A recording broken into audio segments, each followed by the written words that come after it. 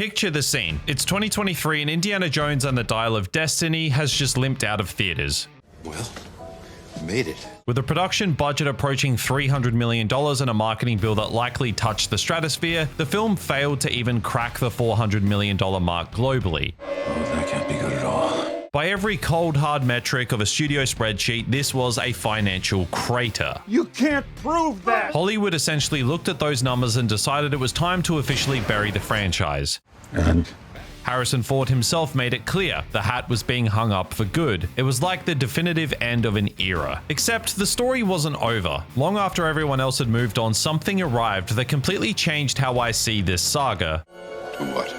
A project so unexpected and so precisely made that it sent me all the way back to the start to re-examine 40 years of cinema history. But before we get there, we need to do a little cinematic archaeology, digging back from this latest farewell all the way back to the beach where Spielberg and Lucas first decided to reinvent the adventure film. So we'll move through the highs of the Holy Grail, the darkness of the thuggy cut, be sturdier than the industry that tried to retire him.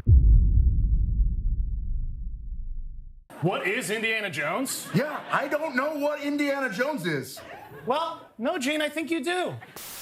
We begin our archaeological survey in 2023, a year that proved remarkably difficult for the House of Mouse. Disney and Lucasfilm decided it was finally time to dust off the fedora for one last ride, and the result was Indiana Jones and the Dial of Destiny. The movie arrived with the heavy burden of being Harrison Ford's definitive swan song, a final attempt to scrub away the lingering resentment from the previous installment. The reception was immediately split down the middle. On one side, you have the professional critical circle, many of whom discuss this as a bloated, uninspired trek through nostalgia. On the other, you have a Rotten Tomatoes audience score sitting at a baffling 90%. Personally, I suspect those high audience marks are fueled more by a collective sigh of relief that it wasn't a total catastrophe than by the actual quality of the screenplay. To some, this was a competent and emotional farewell. To the more cynical among us, myself included, it was like a committee-driven exercise that lacked the special sauce Steven Spielberg used to pour over every frame from that original trilogy. Now let's talk about Harrison Ford, because he is the undeniable soul of this entire enterprise. At 80 years old, Ford is essentially performing a miracle. He gives the part his absolute all, bringing a profound sense of humanity and melancholia to a man who has clearly seen too much of the world. The film deserves some credit for refusing to mask his age. Indy suffers from actual aches and pains. He looks tired. He looks like a man who has been physically dismantled by 40 years of falling through trapdoors and being punched by Nazis. Now, as much as I admire Ford for showing us the reality of a hero who's basically held together by medical tape and stubbornness, it's a stark reminder that most of us aren't exactly cinematic icons. Indy might survive a 10-round bout with a Nazi giant and just walk it off with a grumble, but I spend 10 hours hunched over this editing desk and my lower back starts to feel like it's being interrogated by the KGB. And I am the absolute king of putting things off. I'll notice a persistent ache in my shoulder, my own personal mileage from years of poor posture, and I'll proceed to ignore it for months because the mere thought of playing phone tag with a receptionist gives me more anxiety than a pit full of cobras. This is where I finally found some help with today's sponsor, ZocDoc. ZocDoc is a free app and website where you can search for and compare local in-network doctors. It's the ultimate tool for someone like me who needs to know exactly what they're walking into. You can read actual reviews from real patients before you even think about booking, ensuring you're getting a professional and not some questionable back alley operation. The efficiency is what actually sold me though. You can see a doctor's actual schedule in real time and book an appointment in just a few clicks. No waiting on hold for 20 minutes listening to distorted elevator music. Most appointments happen within 24 to 72 hours, and you can even score a same-day visit if you're lucky. So don't wait until you're 80 years old and falling through trapdoors to start taking your health seriously. Head to ZocDoc.com/movie overload and find a doctor who actually treats you like a human being rather than a relic. It's free, it's fast, and it's a much better way to handle your mileage than just drinking whiskey in a dark apartment. A huge thank you to ZocDoc for sponsoring this video and for helping me keep my spine somewhat functional.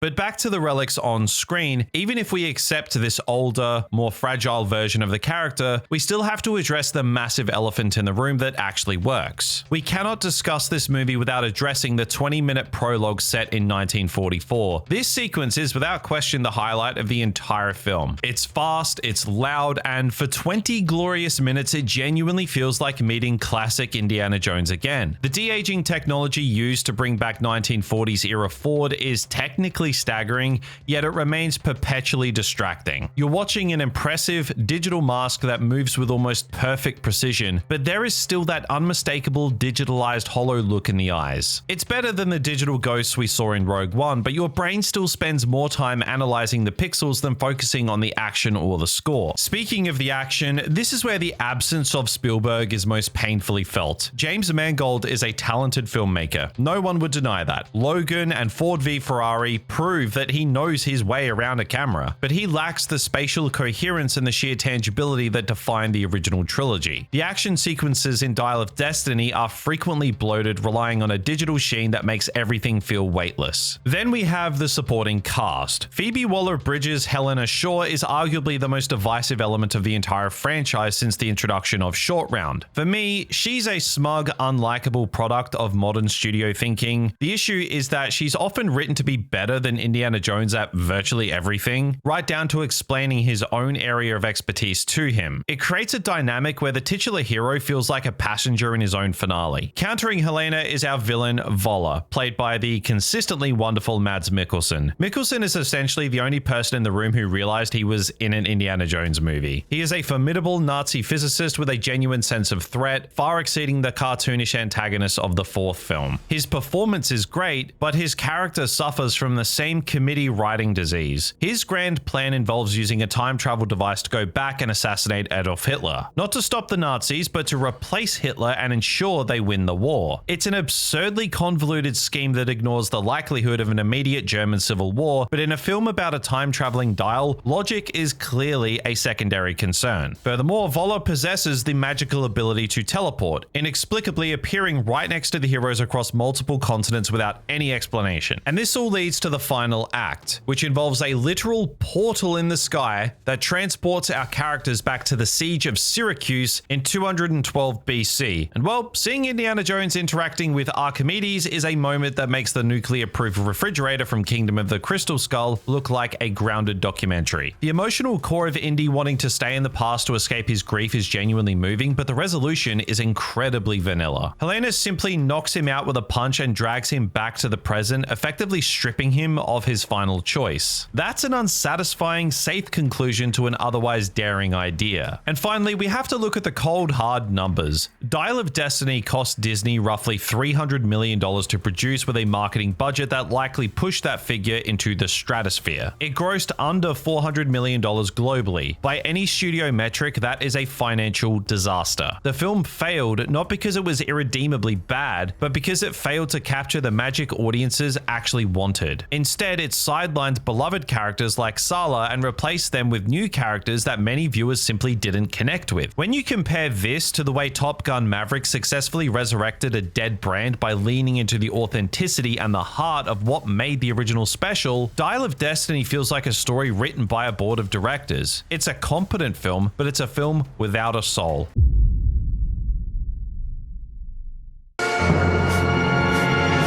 Will you just pick it up already?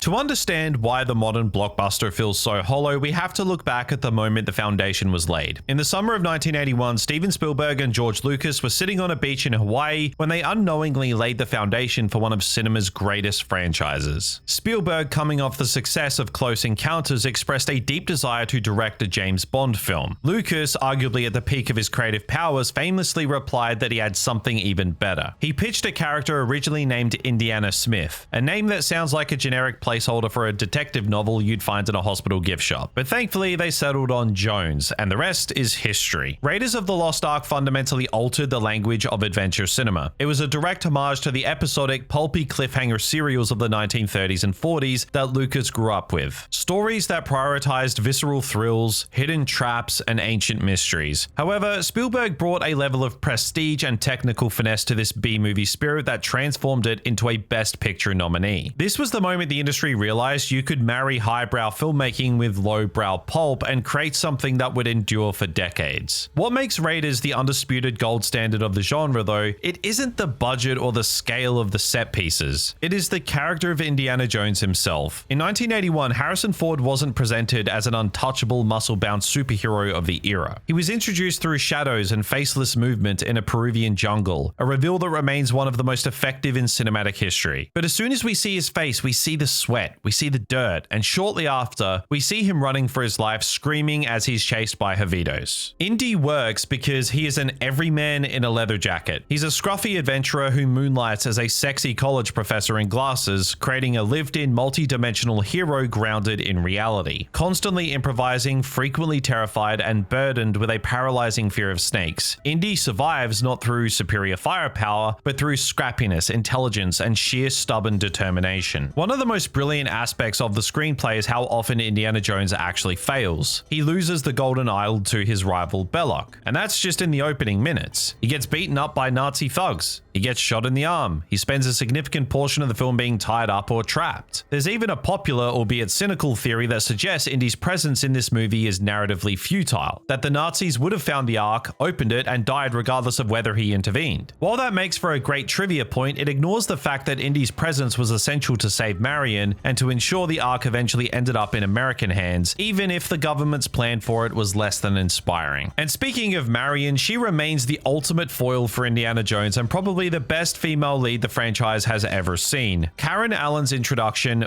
winning a drinking contest in a bar in Nepal, immediately establishes her as a hustler who can hold her own. She matches Indy's charisma and toughness at every turn. Their relationship possesses a screwball comedy energy that sequels have struggled to replicate, largely because it's rooted in a complicated, broken history from a decade earlier. Marion is a partner with actual flaws and a genuine heart. Visually, the film excels because of its staging and spatial coherence. Douglas Slocum's cinematography gives the movie a tangible, gritty quality that makes the danger feel real. When you watch the truck chase, frequently cited as one of the greatest chase sequences in movie history, you know exactly where every vehicle is at all times. There is a weight to the action that the digital sheen of modern blockbusters simply cannot capture. John Williams deserves to be treated as a co-author of this film too. His score acts as an emotional tool that Spielberg uses to manipulate the audience's heart rate. Interestingly, the music for Indy's first appearance is low and ominous, introducing him more like a mysterious figure than a traditional hero, and by the time we get to the propulsive beat of the truck chase, the score has become the engine of the film, escalating the stakes with every note. Thematic richness is buried beneath the pulpy exterior as well. Indy begins the film as a skeptic, dismissing the Ark's power as superstitious hocus pocus. His journey is one of realizing that history and mythology are tied to a biblical truth far beyond his control. The villains, Belloc and the Nazis, are ultimately defeated not by Indy's whip, but by their own arrogance and greed in trying to harness the power of a god. It's a classic morality play wrapped in a leather jacket. However, despite the legendary success of Raiders, the creators realized they couldn't just repeat the same formula for the sequel. They decided that if the first film was a fun adventure, the second needed to be a descent into darkness. In fact, they made a tonal decision for the follow-up that was so drastically different, so unexpectedly brutal, that it actually forced the MPAA to rewrite the rules of Hollywood entirely. You would never believe what they actually put on screen in the next installment, but you'll find out as soon as we transition into the Temple of Doom. We end Raiders with one of the most cynical and brilliant endings in blockbuster history, the warehouse scene. After a death-defying quest to recover a relic of divine power, the Ark is simply crated up and buried in a sea of identical boxes by top men. It is a profound statement about bureaucracy and humanity's inability to handle the monumental truths of its own history. It tells us that the hero might win the day, but the system will always find a way to hide the prize. Raiders of the Lost Ark bridged the gap between entertainment and prestigious filmmaking, showing that a movie could be a masterpiece while still being an absolute blast. It set a bar so high that most adventure films are still trying to clear it 40 years later.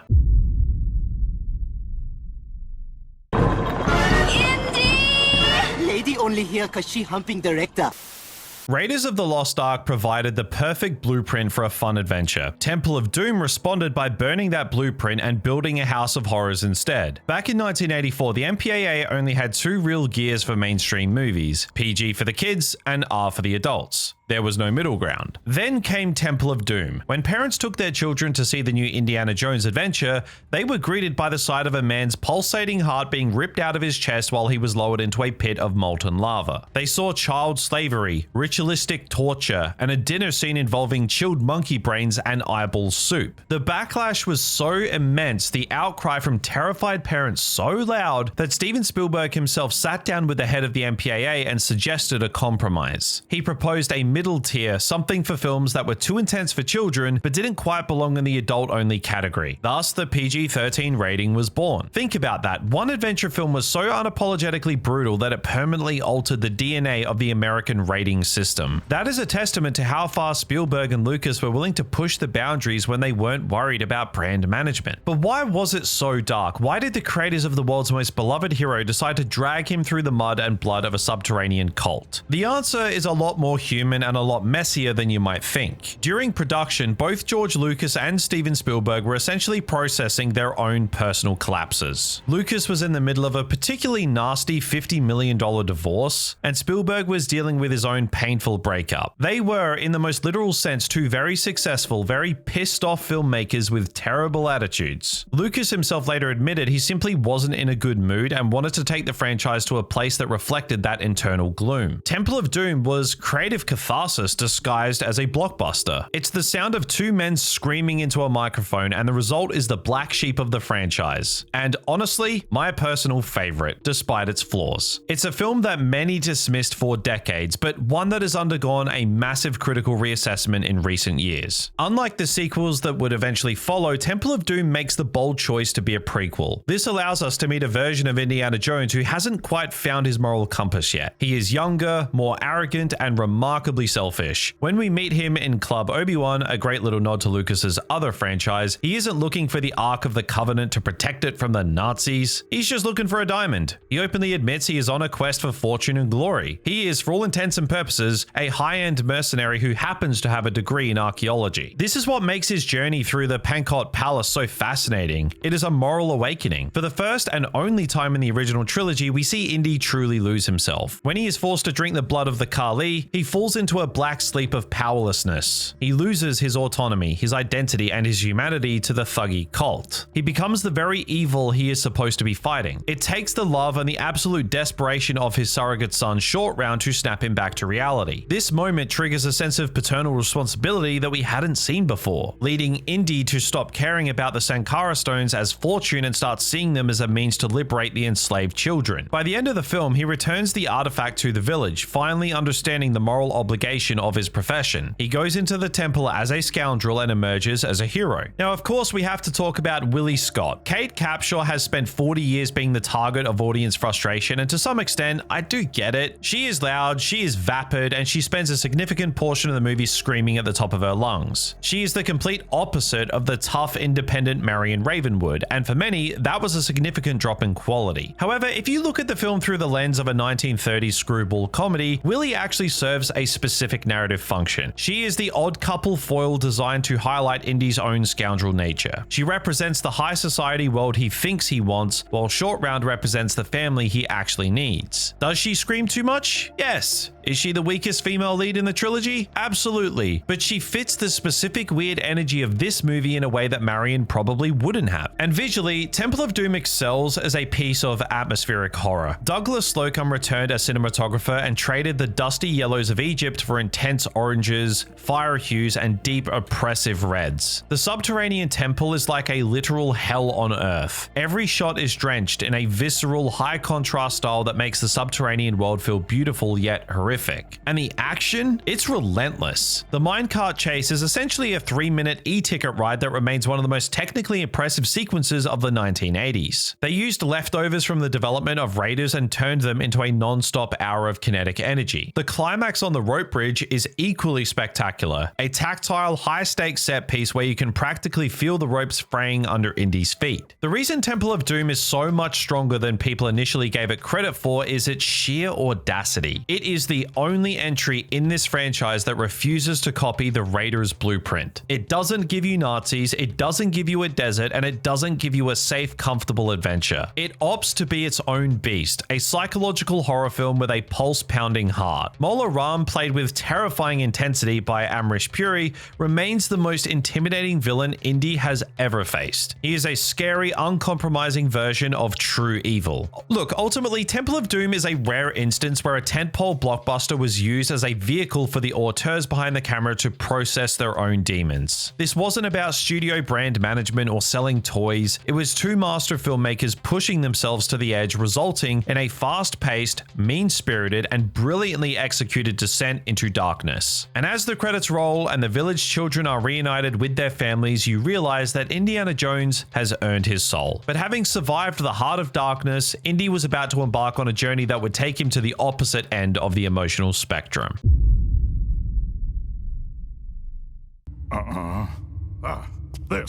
This is the cup of a carpenter. You have chosen. After the visceral, blood-soaked detour into the subterranean hell of Temple of Doom, Steven Spielberg found himself in a position where he felt he owed the audience an apology. The darkness of 1984 had left a bitter taste in the mouths of many, and the creators realized that to save the brand, they needed to return to the spirit of the original adventure. The result was Indiana Jones and the Last Crusade, a film that I, and a significant portion of the fan base, consider to be the absolute peak of the franchise. I know that I said I enjoy Temple of Doom the most, but that is purely subjective. The Last Crusade probably objectively is the best. Let's be real. It's the one that takes the high-stakes thrills of 1981 and marries them to an unprecedented level of emotional depth. The decision that redefined the entire franchise happened before a single frame was shot. Casting Sean Connery as Professor Henry Jones Sr., it remains one of the smartest creative choices in the history of the series. When you consider that Indiana Jones was partially born from Spielberg's frustrated desire to direct a James Bond film, casting the original and greatest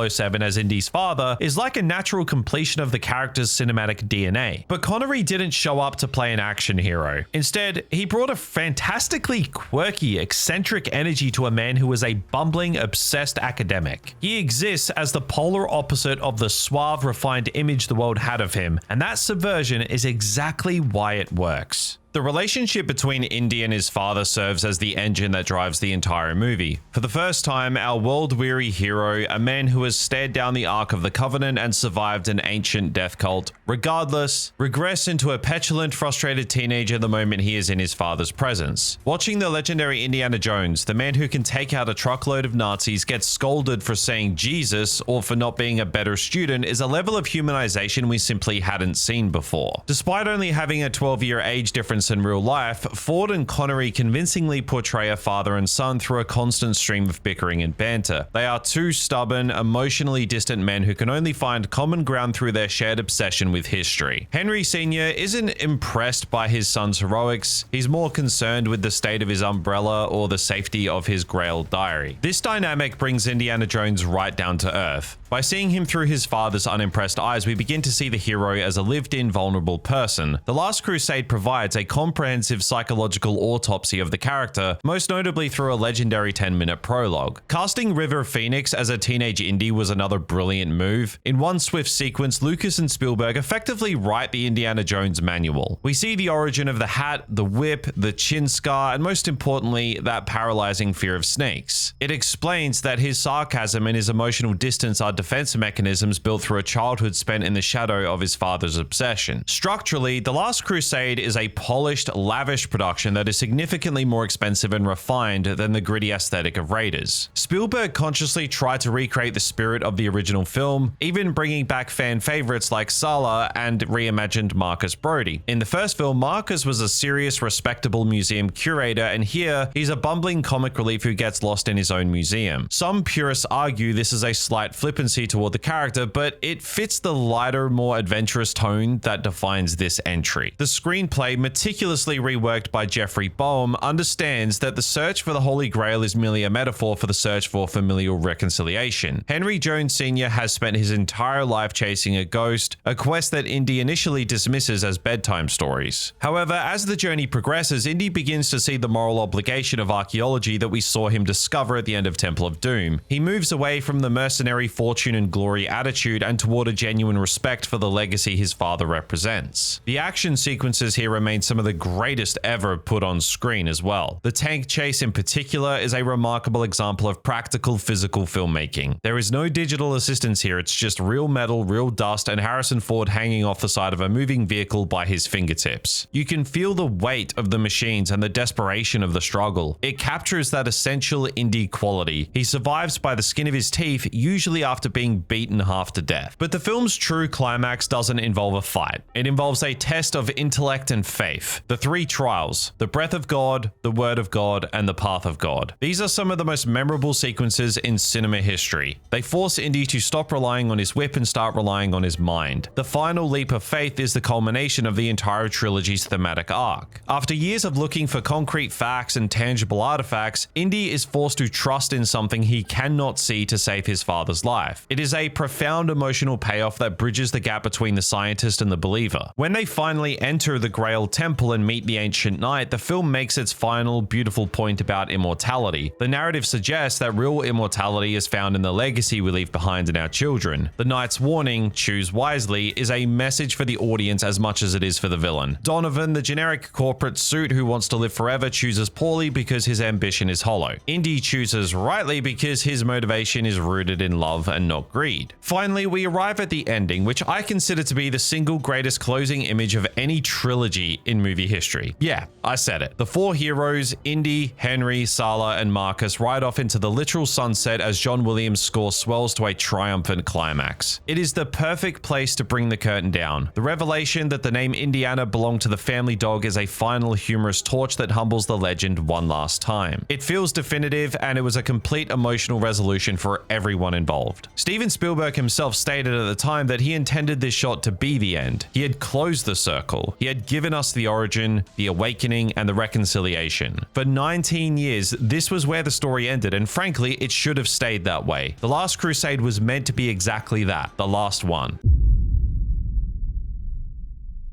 But it obviously didn't. In the late 2000s, the gravitational pull of a multi-billion-dollar brand proved too strong to resist. Harrison Ford, reportedly the primary driver behind the return, finally convinced a hesitant Steven Spielberg and a perpetually ideas-obsessed George Lucas to dust off the leather jacket. The hype leading up to May 2008 was unreal. We were waiting for the return of a god, and that right there is the first crack in the foundation. When you treat a character as an immortal icon rather than a human being, you strip away the very thing that made him work in 1981. In the original Indy trilogy, he survived because he was scrappy and lucky. In Kingdom of the Crystal Skull, he survives because the script treats him as a pop culture deity who is effectively immune to the laws of reality. This shift in philosophy is perfectly encapsulated in the sequence that has since become a universal shorthand for a franchise losing its mind: nuking the fridge. Hiding in a lead-lined refrigerator to survive a literal nuclear blast and then being launched miles across a desert only to tumble out completely unharmed feels like a joke made at Indiana Jones's expense. It doesn't celebrate his resourcefulness, it mocks the audience's intelligence. Even if we accept the lead lining protected him from the radiation, the physical impact of that landing should have turned the world's most famous archaeologist into a very expensive milkshake. But the film's most jarring departure, however, is the pivot from religious mythology to 1950s B-movie science fiction. Lucas spent years insisting on a story revolving around UFOs and little green men, while Spielberg, having already conquered that territory with Close Encounters and E.T., was understandably fatigued by that idea. They eventually compromised on the term interdimensional beings, a linguistic somersault that satisfied absolutely no one. The original films worked because they were rooted in history and biblical truth, things that felt ancient and heavy. Moving into the territory of psychic aliens and flying saucers was like Indy had accidentally wandered onto the set of a completely different movie. Cate Blanchett's Irina Spalko, sporting a haircut that looks like it was designed by a Soviet architect, does her best with the material, but she often feels like a talented actress trapped in a script that doesn't quite know what to do with her. Then we have the introduction of Mutt Williams, played by Shia LaBeouf. In a transparent attempt to establish a successor, the film gives us a 1950s Marlon Brando archetype on a motorcycle. The problem isn't Shia LaBeouf's acting. He's a capable performer, we all know that, but the writing around the character is frequently embarrassing. This culminates in the infamous jungle vine sequence where Mutt swings through the trees alongside a troop of CGI monkeys to catch up with a moving vehicle. It is, without question, the low point of the entire franchise. It is visually fake, narratively ridiculous, and it kills any remaining sense of tension. Visually, Kingdom of the Crystal Skull is where the grit and slime of the 80s went to die. Spielberg's decision to move toward a glossy studio-lit aesthetic was a massive miscalculation on his part. The original films felt sweaty and dirty, they had texture and tangibility. Crystal Skull feels overproduced and sanitized. Everything is a bit too bright, a bit too clean, and drenched in a digital veneer that strips the world of its weight. From the inexplicable CGI prairie dogs in the opening shot to the digital ants in the jungle, the film suffers from a heavy-handed reliance on computer-generated imagery that destroys the handmade feel of the trilogy. Now, despite these flaws, Harrison Ford himself remains a bright spot. Even in his 60s, he maintains that signature sparkle in his eye and a grumbling charisma that proves he is the only person who can truly wear the hat. There's actually a popular fan theory that attempts to explain Indy's bizarre level of fitness and survival in this movie, that his health was reset by drinking from the Holy Grail in 1989. It's a fun, desperate bit of headcanon used by fans to cope with the fact that he survives things that should be impossible, but a reset of health doesn't fix a broken formula. The emotional void left by the absence of Sean Connery and Denholm Elliott is palpable. Ultimately, Kingdom of the Crystal Skull failed because it was a perfectly average movie following 3 exceptional ones. It favored brand management and story by committee over the organic, visceral magic of the originals. By removing Indy's vulnerability and replacing ancient history with interdimensional beings, the filmmakers accidentally killed the very thing that made the nostalgia worth revisiting in the first place. It was an obligation rather than an inspiration. 19 years of waiting had resulted in a film that felt like a glossy, digital echo of a masterpiece. It seemed as though the hat and whip were finally destined to become museum pieces themselves, relics of a time when Hollywood knew how to make us believe in the impossible. Cool, honey. Did you make any new friends? There's a shake in the car, Mom. Why is there a shake in the car? What?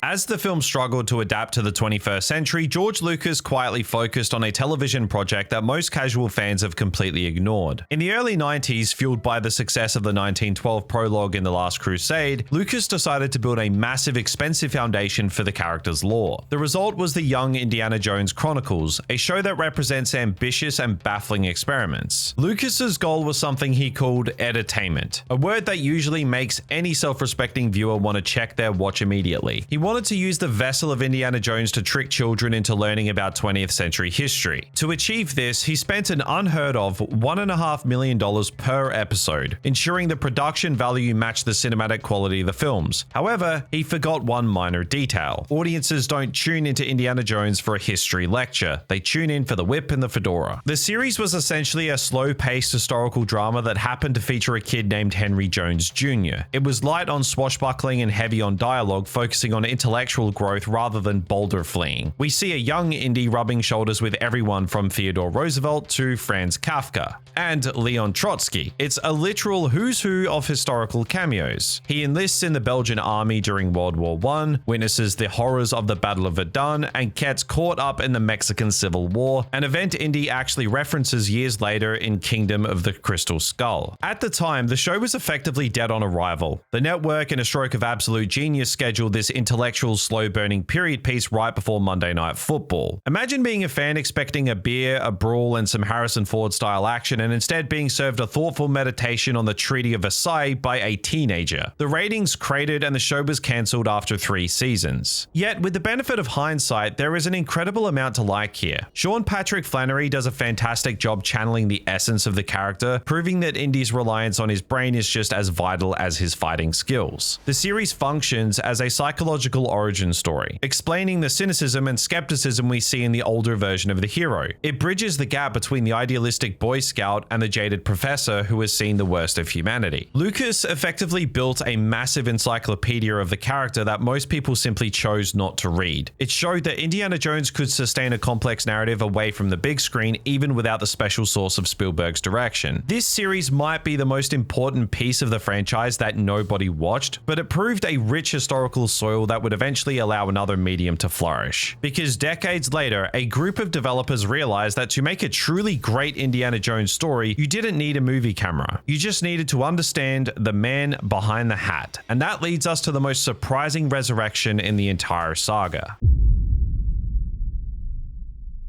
It is a strange reality to accept, but as we navigate the wreckage of modern blockbuster cinema, we frequently discover that the most faithful custodians of our cultural icons aren't the film studios, but the game developers. To understand how we arrived at the masterpiece of 2024, we first have to pay respects to the gold standard that stood unchallenged for over 30 years. Indiana Jones and the Fate of Atlantis. Released in 1992, was the fourth Indiana Jones movie we never actually received. At a time when the film franchise was entering its long hibernation, LucasArts delivered an entirely original narrative involving a desperate race against the Nazis to find the lost city of Atlantis. However, this franchise eventually hit a brick wall with Indiana Jones and the Staff of Kings in 2009. This was a critical disaster that was a mandatory physical therapy session for people who hate themselves, largely thanks to the clunky Wii motion controls. It was a project that lacked both a creative soul and a functional gameplay loop. Following that failure, the Fedora was placed in a dark warehouse for 14 years, presumably next to the Ark of the Covenant, waiting for top men to find a reason to dig it up again. This brings us to December 2024. Machine Games, the team that managed to make killing Nazis feel like a spiritual experience in the modern Wolfenstein series. And they released Indiana Jones and the Great Circle. And I am going to say this with zero hyperbole. This is the most authentic, intelligent, and thrilling Indiana Jones adventure since The Last Crusade. It is the perfect antidote to the melancholia of the recent films. Why does The Great Circle succeed where the multi-$100 million movies failed though? It's because the game avoids the ravages of time narrative. It places us back in 1937 with Indy in his prime and focuses on the mystery and the discovery rather than the regrets and the grey hair. It realizes that the special sauce of Indiana Jones is the historical weight and the thrill of the hunt. You don't need a time-traveling portal in the sky to make Indiana Jones interesting. You just need to give him a shovel, a mystery, and a world that feels heavy with history. And in 2024, the best place to find that wasn't in a cinema, it was on a hard drive.